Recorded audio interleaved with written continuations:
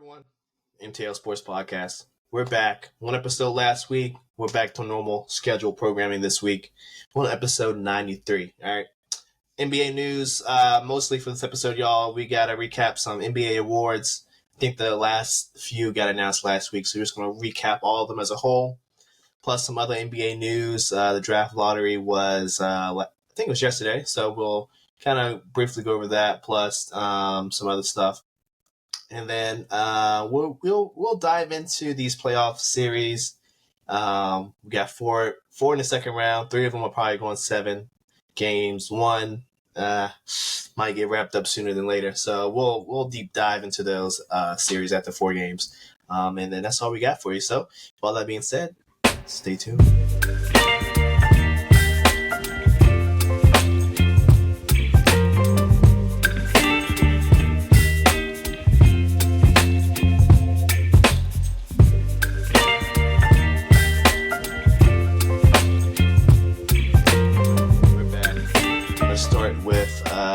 Let's start with the awards, and then we'll move on into the playoff series. First up, like I said, the last of the awards got announced last week. Let's just go down the list. That is up on NBA.com. Pull it up for you guys. Let's save MVP for last because I have some thoughts and opinions about that. So let's move on to Kia. Defensive Player of the Year for the 4th time. Rudy Gobert. Timberwolves had the number 1 ranked defense in the season. Good accomplishment. Rudy, with his 4th Defensive Player of the Year, joins, I believe, Ben Wallace and Mutombo, I think, as the only 4-time winners.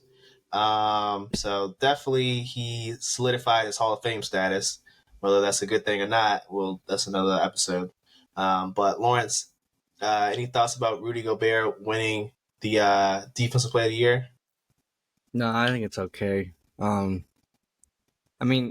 this point, I kind of want someone else to win, but at the end of the day, I think Bam Adebayo is pretty good. I don't think he's better than Rudy Gobert on the defensive end.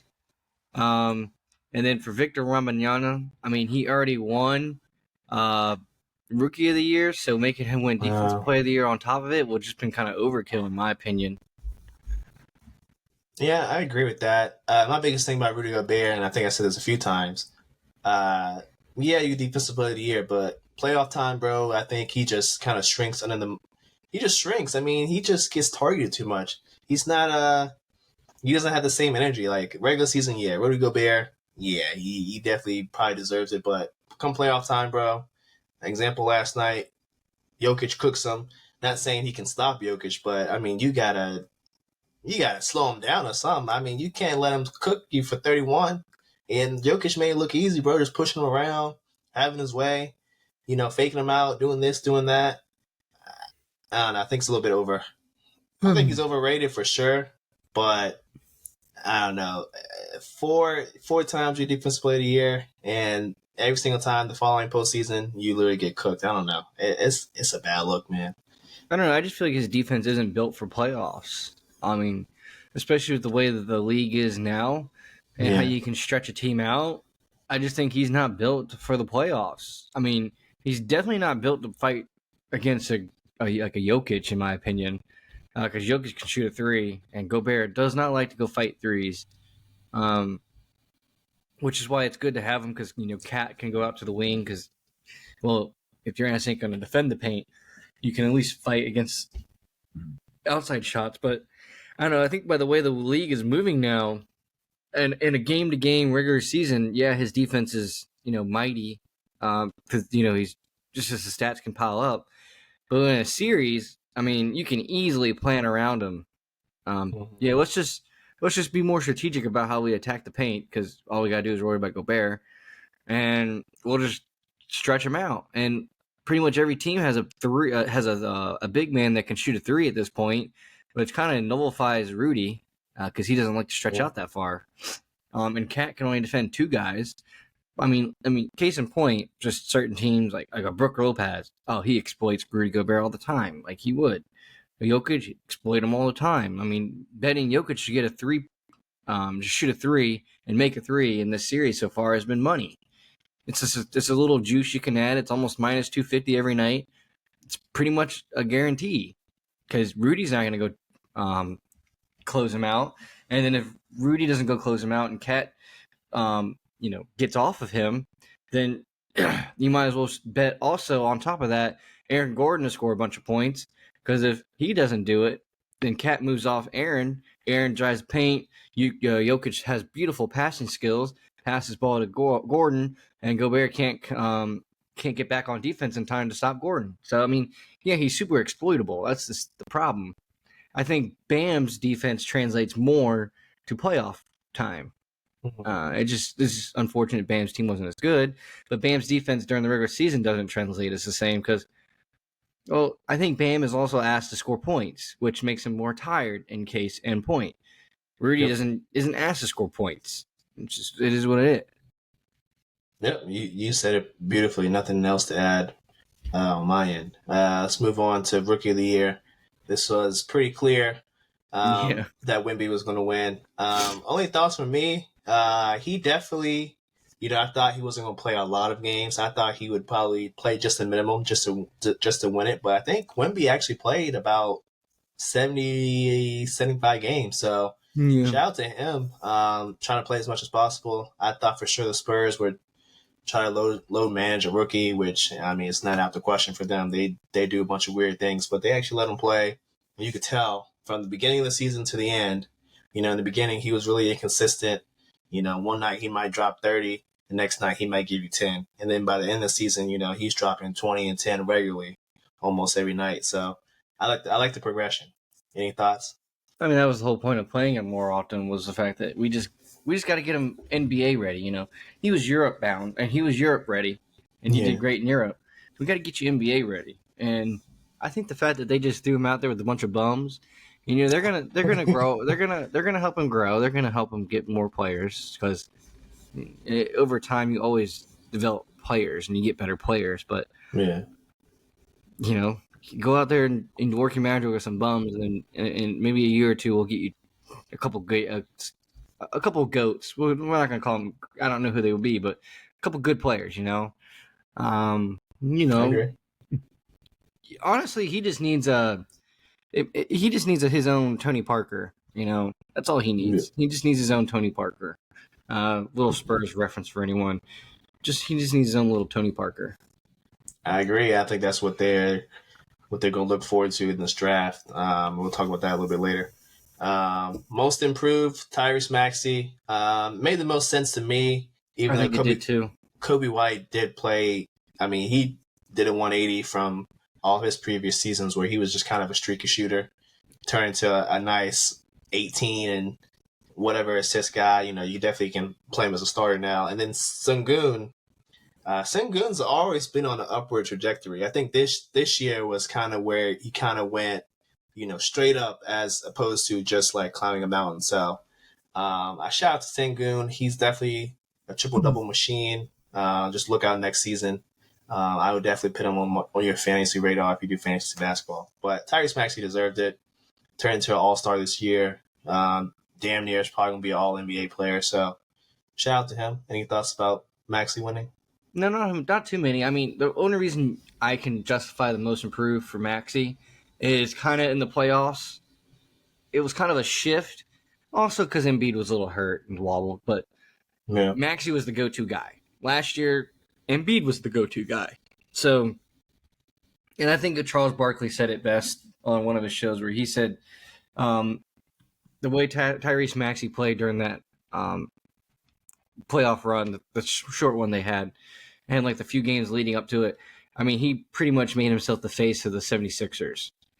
Now, that's a little bit of a stretch, but like Embiid's constantly always going to be hurt, and Maxey's pretty much always available. It justifies the quote. But in terms of most improved, it's kind of hard not to give it to the guy who just kind of surpassed the former MVP of last season on his own team due to injury. Yeah.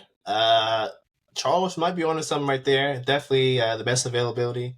the best ability is availability. So even though you got a franchise guy in Embiid, he's bound to miss 20 plus games a year. It's just going to happen. So if you got a guy that's only going to miss 5, 10 at most, I mean, and he's your go-to guy. Yeah, I mean, there's nothing else to say about that. Sixth man of the year, Nas Reed. I believe if Malik Monk didn't get hurt towards the end, this would have been his. And of course, Bobby Portis won it last year, so I don't think they would have gave it back-to-back years. But man, Malik Monk was on a tear all season. Definitely, I believe it was his until he got hurt. And then Nas Reed, he's been balling too, so I'm not going to take any credit away from him. But Nas Reed, your sixth man of the year. Any thoughts? No, I think it deserved to Nas Reed. I mean, he kind of solidified himself as a threat this season. Last season it was like, I mean, in terms of fantasy, right? Nas Reed was actually drafted this season. The season before last year, Nas Reed got picked up off the bench or not off the streets because I picked him up off the streets. And then true. I had a nice little ride with him to close out the season. And then this season, I put him in the back of my mind and thinking I could get him maybe like, a 9th round or a 10th round pick. No, he was already gone. So, from last year, it was a complete 180. I mean, honestly, Nas Reed, if there weren't so many good players for improved, his name would have been in a mention. If this was like, they showed like 10 players deep, his name is 100% on there. But in my opinion, for six man, yeah, if Malik Monk doesn't get hurt, it's a completely different story.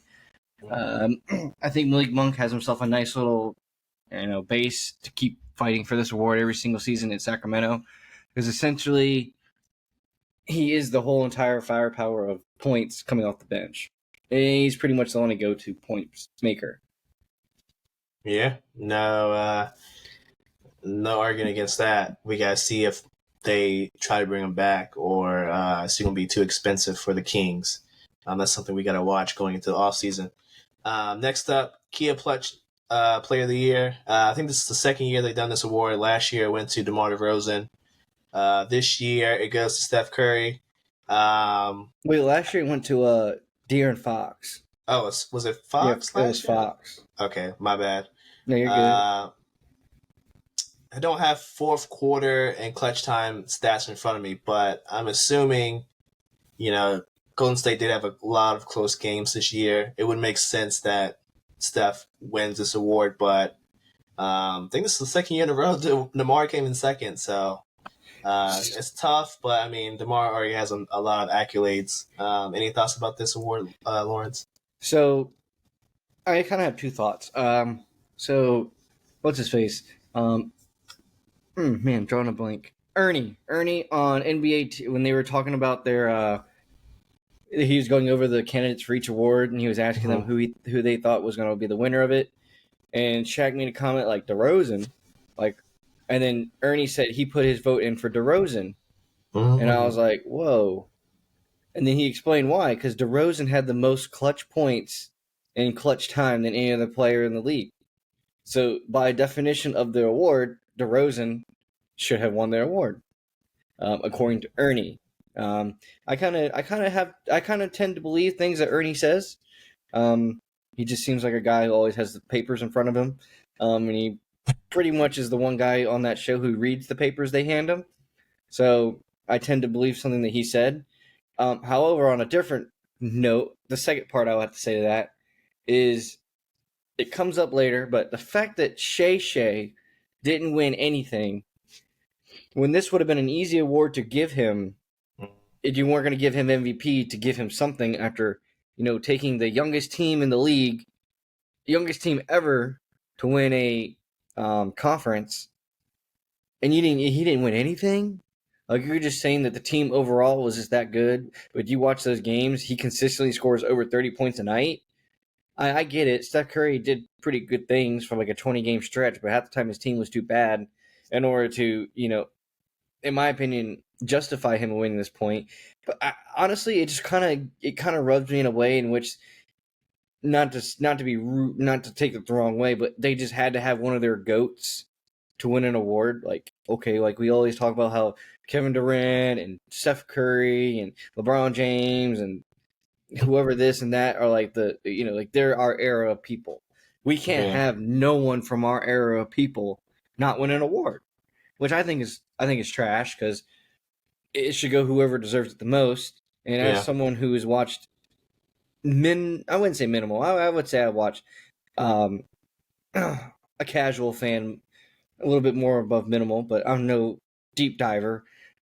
I swear to you, I saw Shea make more clutch plays at clutch time of game or carry his team to a win at the very end of a game more than I saw Curry do all season. I swear on that fact. Now, I also didn't know DeMar DeRozan had the most clutch time points, so I'm pretty much a casual. hey, I didn't know that either, but I knew he was damn near up the top. Because same with the Warriors, Bulls were in a lot of close games. But I mean, I had no problem. But like you said, I think this is kind of just a thing that's been going on for a while, where they need to have one of the big three, big four, if you count. I don't know, like a Kyrie or someone like that, where someone who's definitely recognizable, they gotta win some type of award. So I think this kind of factors into that, like you said. But I mean, I'm not hating on Steph for winning something. If he wins it, he probably deserves it. Does he deserve it more than someone else? Uh, that's probably debatable, like you said. Coach of the year, Mark. I don't even know how to pronounce his last name, but he's the Thunder head coach. Took them from winning, I think they barely won 40 games last year, to this year they won 57. No one saw that coming. They 100% deserve that. Um, he deserves Coach of the Year. Any thoughts, Lawrence, about him winning? No, I just think it's justified. Yep. Nothing else to add to that. Brad Stevens, Executive of the Year. I can't disagree. Brad Stevens kind of ripped that roster apart, plugged it with some new pieces. They ran away with the East. So far it looks like it's going to be successful. Of course, they have to make it to the conference finals and then NBA finals. And then, nothing short of winning the finals is a success for them. But so far, they're on the right path. Any thoughts about Brad Stevens winning? No problems with it because I think the thing that Brad Stevens did was he kind of got the most out of his players this season. Yeah. Especially Derek White. I think Derek White. I don't know if it's a contract season for him or not, but if it isn't, if it is, I don't think the Celtics afford him next year because I think Derek White has solidified himself as a nice 6-man piece, if not a starter, which will make him probably inaffordable for them next year. Uh, so I think he has one more year. Let's share this. I think he has one more year next year. He's gonna make about 19 million. So he's definitely extension eligible. Will he get it? We'll see. The Celtics are one of the big spenders, so they will have to see if they can afford it. My guess is they can. They print money over there in Boston, so no reason why they can't. And then this is just some other awards they have. Hustle Award, I don't even know what that is. I think that is brand new. Social Justice Champion goes to Quarantine Towns. Um, Good for him, doing good stuff in the community. Most Valuable Player goes to Jokic, 3 MVPs in 4 years. In my opinion, Shea got robbed. We just said, how do you go from 40 wins to number one seed in the West? No one had those expectations for you, and yet you win the West. The West is stacked this season. You're third in scoring. You lead the league in steals. Um, there's not much to say about Shea, man. He's just awesome. He definitely should have won. I get Jokic. Nuggets had the same record, but the Nuggets by far had the better roster.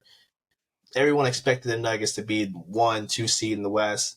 We already had these expectations for the Nuggets. They're the defending champs. They're supposed to do what they did. All right. So the people that are defending Jokic, I understand where you're coming from, but this guy took the youngest number one seed ever in the West, and they're in the second round. He swept the first round opponent, Like, this kid's on another level, and I think he got robbed. And of course, this is a thing where they rob someone one year, and then the next year they give it to him. I think they need to break that cycle. Just give it to the person who deserves it.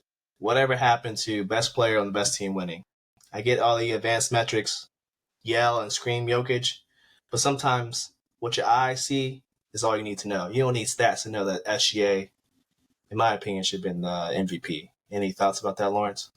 I mean, and my thoughts on the matter are, I don't see how this wasn't a competition between Jokic. Oh, I mean, sorry, Luca and Shea.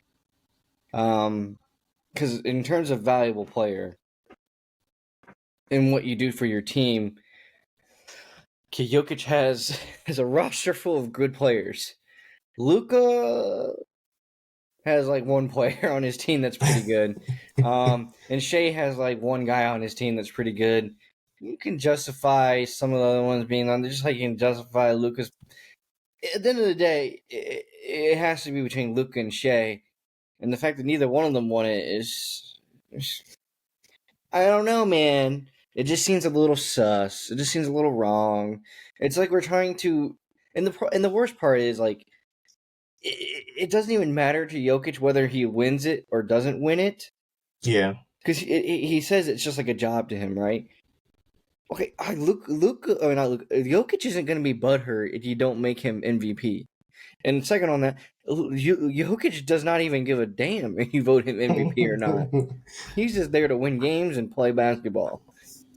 I'm pretty sure it meant something to Shea, especially after the season he just had and you just robbed him. I'm pretty sure it probably meant something to Luca after not making the playoffs last year and everyone calling you a fraud because your team wasn't very good.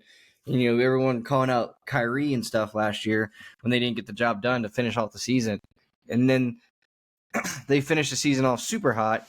And currently at the moment, Luca is justifying himself because playing through, not injured, not like complete injuries, but, like banged upness. They're currently ahead in the series with the whatchamacallit? Thunder. So the fact that Shea isn't even like mentioned is kind of bogus. And the voting part, like you just looking at like the outright 79 votes for Jokic, like I mean, probably shouldn't say this line, but like that's just dick riding at its finest. Yeah, I agree. I think the voters had their mind made up well before the end of the regular season. I mean, it was like, what, a month and a half before the season ended, and people were already saying, yeah, Jokic, he's going to win this year. It's just like this narrative that the media just, and this is another thing, and we'll get into this, I'll talk about this a little bit later, but like the media just drive this narrative of, hey, this guy, he has to win, he has to win, he has to win. No, he doesn't. He still had a month left. Why are we solidifying the MVP pick a month before the season ends? That's not fair. And if you look at the voting, it's not even close, bro. Like, come on now. This just shows you that not everyone in the media who's voting for this award is watching Thunder games. Why this man only has 15 first place votes, and then Luca only has 4? Really? Yeah. Really? I mean, on top of that, if you want me to throw it out there as well, like Jalen Brunson having 3. I mean, you're telling me there wasn't, or sorry, Jalen Brunson having 0. I mean, no offense, if Giannis has 1, Jalen Brunson has to have at least 2. But like, Jalen Brunson not even having a single vote for first place is kind of wild to me because Brunson is the Knicks. I mean, Randall was gone the whole season. Who else is on the Knicks? Brunson. Brunson, I mean, at that point. But yeah, I mean, just the voting's not even close. Like, if the voting was closer, like, let's say if it was like Jokic had 800 and Shea had like 750, okay, that pretty much makes sense to me. That means it's pretty much a toss up. And then I would be fine with that. But the disparity is crazy. That just shows you that not everyone watches Thunder games. And then next year, when they do get a lot of national TV games, and people are already yelling and screaming, "Hey, he's been robbed," yada yada yada, they're gonna end up giving it to him. Just like this year, Jokic probably should have won last year. Probably should have been the second player to get a three-peat MVP. They didn't want to give it to him because people were yelling and screaming for Joel to win. And then, another thing, people might not want to hear this, but they don't want the only three-peat MVPs to be white. That's another thing. And that was a whole big discussion. I know JJ Redick and Big Perk and a couple other people went back and forth. That was a big discussion a lot last year about, oh, he's only getting MVPs because he's white. How come the only 3-time MVPs are white? Yada, yada, yada. So that was a whole narrative too. So there's a lot of reasons why, the MVP, it's just kind of been messed up the past 4 or 5 years. I think they haven't gotten it right on a consistent basis. I think it's very flawed how they vote. And getting back to my earlier point, the media shouldn't be voting anyway. It should be coaches and execs. Those are the guys that actually watch pretty much damn near every game. Because if you think about it, a coach is going to watch every game because they got to watch film and they got to go scout guys. Scout guys for future games. And plus, they got to scout guys because they might want them in the future in the offseason. Hey, let's go trade for this guy. It'd be good for our team. Same with the execs. Hey, they got to watch film to see which guys they want to potentially, pursue in free agency. So, in my opinion, it should be those guys voting for these awards, not some bum in Portland who doesn't watch Thunder games, like some bum journalist who has 0 to minimum basketball experience, whether that's playing at a high level or whatever. They're voting on awards. It doesn't make sense. It doesn't make sense at all. So that's something that they got to fix. Hopefully they fix that in the near future. I remember Ernie saying on TNT that he voted for Shea. So Ernie has a vote, and you're telling me Ernie is 1 of 15 is kind of crazy. Yeah, I mean, I'm not trying to discredit some of these journalists out here. Some of them are really good. But even Shaq and Kenny and Charles said they don't have time to watch every game.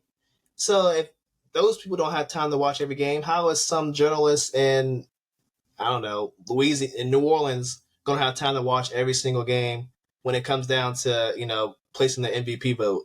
They don't. It's a very flawed system. A very flawed system. But they definitely got to figure out a way to fix this voting thing. But shout out to Jokic. He deserved it, but do I think it's the right pick? No. No. That's all the awards. In terms of NBA news, though, the draft lottery was yesterday, and somehow, some way, the Hawks have the number 1 pick, y'all. I think they had like a 4% chance to get the number 1 pick, and they landed it. Our hometown Wizards have the 2nd pick. I know this draft is kind of weak, so I don't really even know any prospects, honestly. I think next year is where we're looking for like a more regular draft. Cooper Flag is probably going to headline that draft. What are your thoughts about the draft? I saw someone talk about it. I don't know if you know him. His name's Ryan Hammer on Instagram, but he was doing all the March Madness stuff. Yeah, and he posted on it his NBA mock draft. So projection, number 1 pick is Alex Sarr. That's the French guy, right? It says Perth Wildcats NBL. I don't know what the NBL is. That's the league in Australia. And then Ron Holland is projected to be the pick by the Warriors. Oh no, sorry, the Wizards. He's a forward and he plays in the G League Ignite. So Ron Holland apparently is who we're going to go after. And it isn't until the 3rd pick that someone from college is actually picked, and it's supposed to be Rob Dillingham versus, from Kentucky. I think that's a sus pick because I didn't think Rob was that great with Kentucky. This is just my thoughts. And then Spurs are apparently supposed to pick up Nikola Topic, a guard. Some European Severev. I'm not even gonna try it.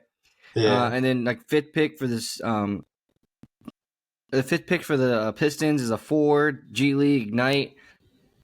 Honestly, that's kind of sus to me that the Pistons would get another forward. I mean, don't they already have enough big? They kind of just need guards. I mean, the mock drafts are so early, and the Pistons are looking for a new executive, so that might change if they hire someone who wants to go in a different direction. And then Stephen Castle is supposed to be the UConn pickup. for the Hornets at 6th pick, quote unquote. This is this guy talking. I think the first real good pick though is in my opinion, is Dalton Connect from college from Tennessee. Is supposed to go 8 overall to the Spurs. I think he might rise higher than that. Honestly, he kind of carried Tennessee most of the season. And then Memphis is apparently going to get Donovan Clingan, a big from UConn. That's a great pick. I think He needed big. and thinking this mock draft that he made, I just feel like they value the G League and the European / overseas players a little high.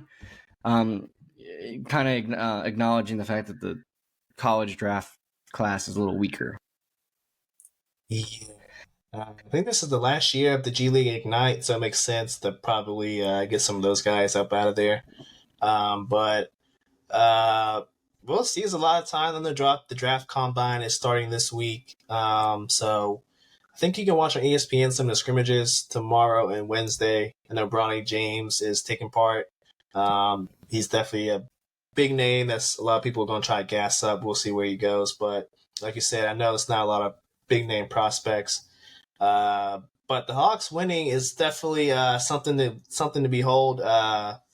We'll see if they blow it up. Will they trade this pick to try to get some reinforcements for Trey and DeJounte? I know DeJounte tweeted out last night that it's going to be an interesting offseason, probably hinting that he's probably looking to get up out there. So we'll see what they do. Do you have any predictions on what they do, Lawrence, with this number 1 pick in their situation? I bet you they trade it. I bet you they trade. I bet you they trade the number 1 for a team that's kind of desperate, and they trade Murray as well. I think what's his face? Isn't this kind of his first real offseason besides getting thrown to the fire to actually play around with the team? The coach, the old Utah Jazz coach. Snyder, yeah. Snyder. He got hired in the middle of last season. And then so I guess this previous offseason was his first. He kind of got rushed into it, though. Yeah, so this might be a good chance for him to kind of reset and see where he wants to take the team, along with some of the front office people.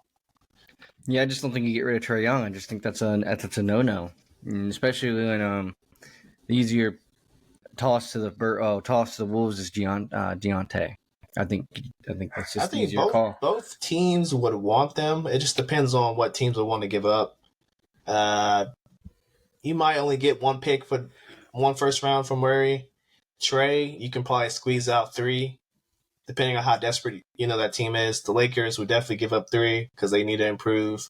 The Suns apparently have 2 picks that they can trade, so they would probably trade 2 for Trae Young. They need a point guard.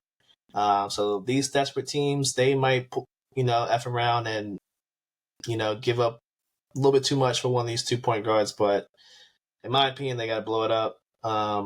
This little backcourt isn't working out. We had almost 3 years of the experiment. It's not going to work. Just go ahead and blow it up. But I think we'll talk about this more in our season recap. But I think it'll be a riot in Atlanta if they trade Ice Trae. They would riot for sure. NBA playoff series. Celtics. Cleveland is going on right now. Cleveland's up by 1 as I speak. This is probably going to be done under 7 games. My only thoughts is Celtics, they are prone to blunders, and they might have another blunder tonight if they don't get their shit together. Any thoughts about this series, Lawrence? I don't think the Cavs win this game, even though they're up right now. I think it's just a little run. Boston is prone to giving up runs. As you can tell, it's just a Tatum show. Brown's kind of throwing up points. Derek White's kind of having a pooper. He's having a pooper for sure.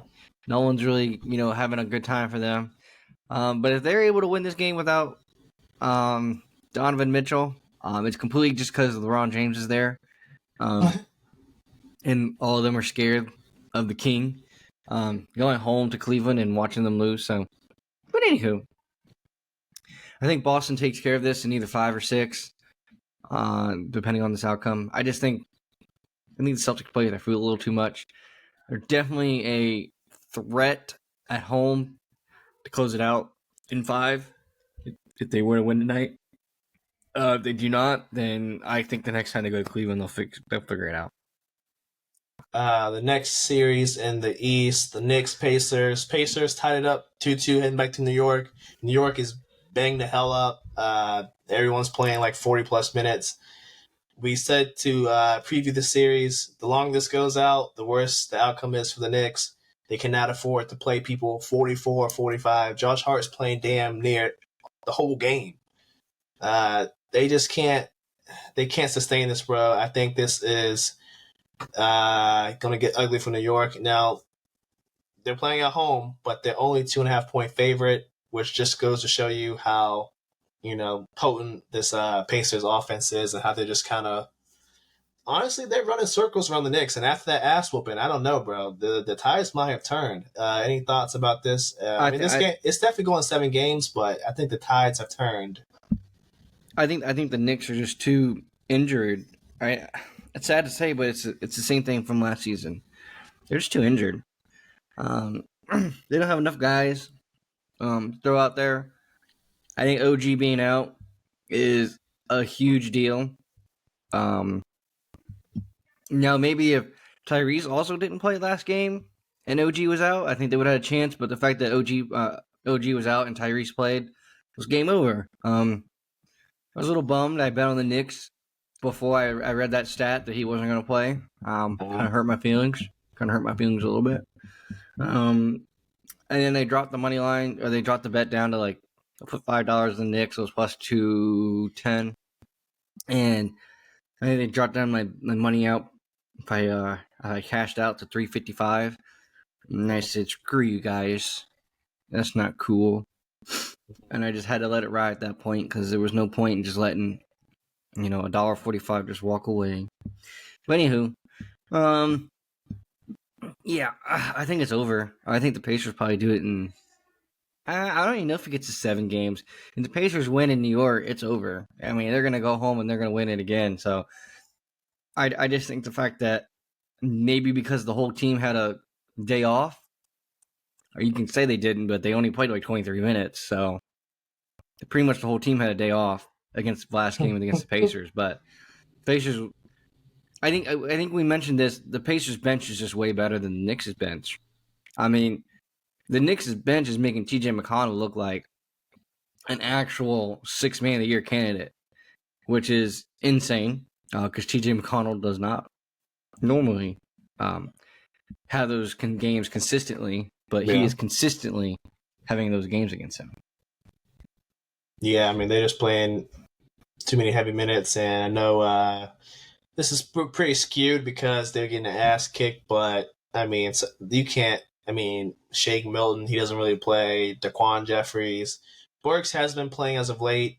McBride has been playing, but not really that much. But, they going deep into their bench, and, these guys haven't even touched the court this series, and they go in during garbage time. Tibbs likes to keep a tight rotation, but it might be a little too many people going down for the Knicks to overcome. But we'll see. I think the next game is tomorrow. Moving on to the West, though, we have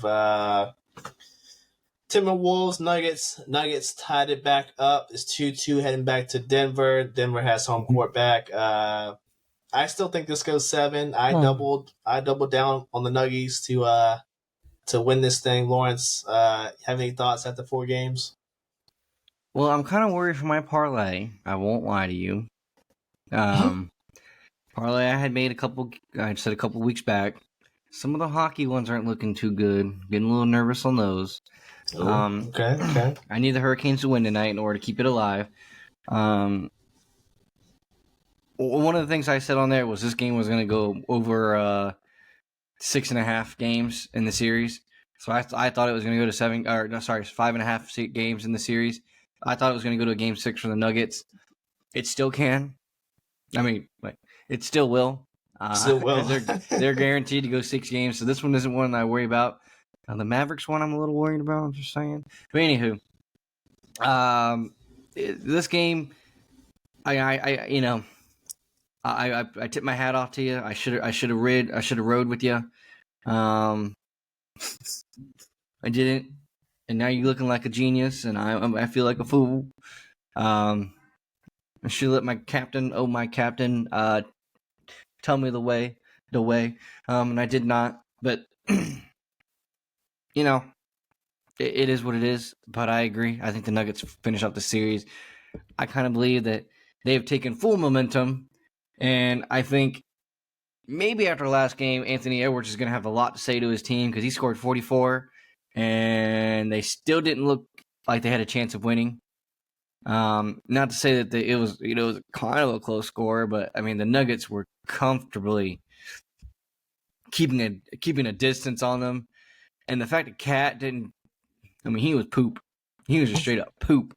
Yeah, no way around that. I mean, he needs to perform, bro. If they want a chance to win, you can't. No, Ant-Man scores 44. No one else can give you at least 20. You can't win like that. Come on now. You letting old man Conley score the second most points on the team. That's not a formula to win. You can't win like that. Not against the Nuggets. I mean, you almost got outscored by Naz Reid, who played 19 minutes. Yeah, that's unacceptable. I know you got to guard big Jokic, but come on. All you do is shoot threes, bro. Come on now. They're not asking too much of you. I mean, Braun on their team almost scored more points than you. Yeah, that's. I mean, the boy coming off the bench, putting up almost the same amount of points. So yeah, that's a problem. That's a problem right there. Next game is tomorrow, and then our last series. We talked about it a little bit earlier. Mavs Thunder. You're a little bit worried. This might not go 6 games. I'm worried it won't go 7. I need it to go 7. 7. I placed that it's going 6 games at least. I think my bet's pretty comfortable unless Luka, Kyrie kind of close the show. But I think the Thunder have a good shot to come back, tie this thing up tonight. Any thoughts about this series so far? I mean, honestly, I think it's kind of a hard series to bet on. I currently have I keep using the the same game parlay. You get your money back, you lose bet.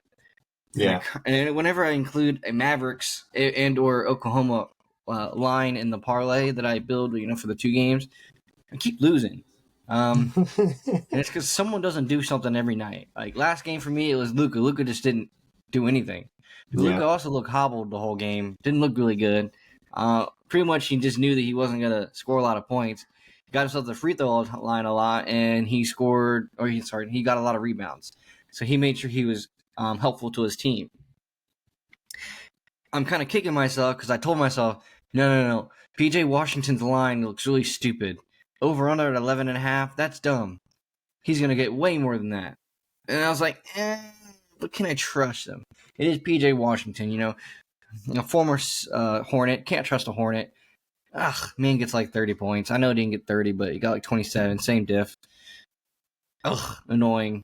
And then you try to bet on any kind of Thunder player because they keep Shea's line super high. Like, Shea to get over 33.5 points. Well, how am I supposed to bet someone to get over 33.5 points in a playoff game?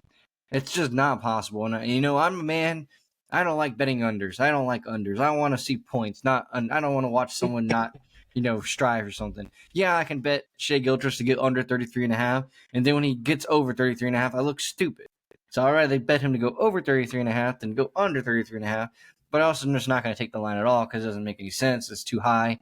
And then you can't really bet on Chet to get any rebounds because, I don't trust him to get rebounds or the rest of the Mavs team because he can't even out-rebound Jokic. I mean, this entire game is hard to bet player props. This series is just... It's just been, I guess I want to put it like this has been that series. It's been that series in which the unexpected is going to happen. And there's no point even trying to bet a player prop. For me, it's the opposite. I think this is the go-to series. I've been off a couple times. I've been close with these same game parlays, but it's usually because of Luka either not scoring enough, or I think one night he didn't get enough rebounds for me. So I've been riding the PJ Washington both on rebounds and points. That's a little tidbit I'm gonna throw out there. Take his points, take about 5 or 6 rebounds. If you're on FanDuel, you can take the alternate rebounds, leave it at 5. He'll at the very most probably get those. But the points look good. The threes are looking good too. He's on a heater from 3, so I might take those as well. I think Shea is good for 30, close to 30 a night.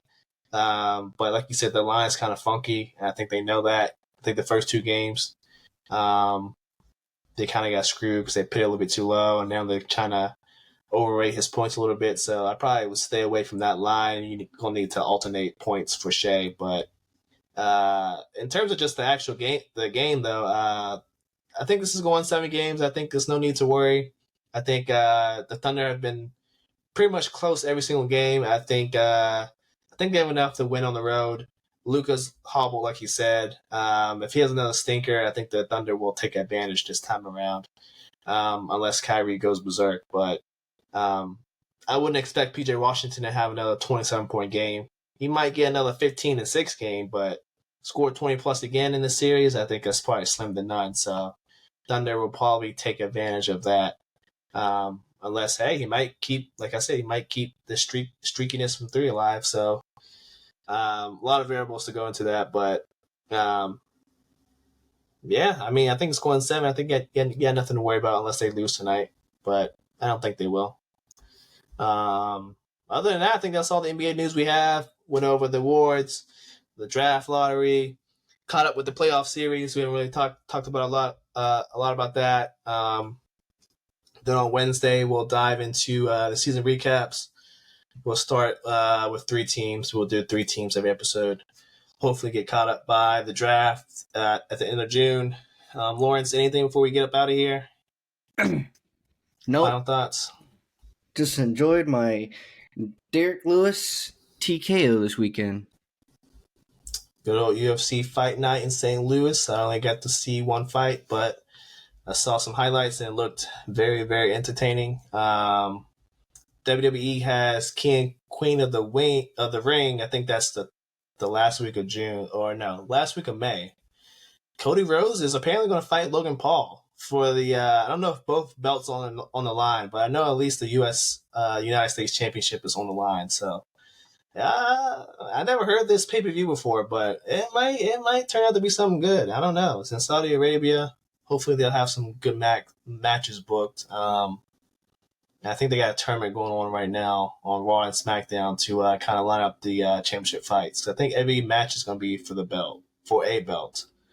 Should be interesting. I don't know. We'll have more to report. Bless you. Later once it gets closer. But I don't know. WWE has been cooking, y'all. If y'all haven't caught up with WWE, they've been cooking ever since WrestleMania. These past couple of weeks have been damn near. I'm not gonna say perfect, but damn near. But that's all I got. Let's close up shop. MTL Sports Podcast episode 93. We're out. We're gonna see you guys on Thursday. Have a good one.